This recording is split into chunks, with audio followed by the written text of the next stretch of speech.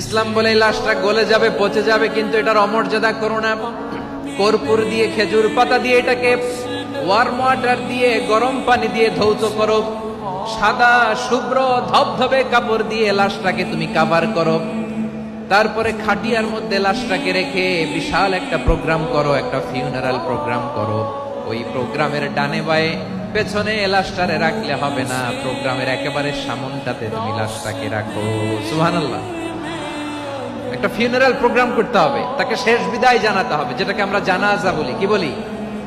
জানাজা মানে মাইয়েতের জন্য দোয়া, তার জন্য দোয়া করা হয়, তাকে একটা সিস্টেমেটিক অর্ডারে কবরে রাখা হয়, সুন্দরভাবে সেটাকে কবরস্থ করা হয়, মাটি দেয়া হয়, পানি দেয়া হয়। তার মানে মরে গেলেও মানুষের সম্মান বাড়ায় দিয়েছে কে?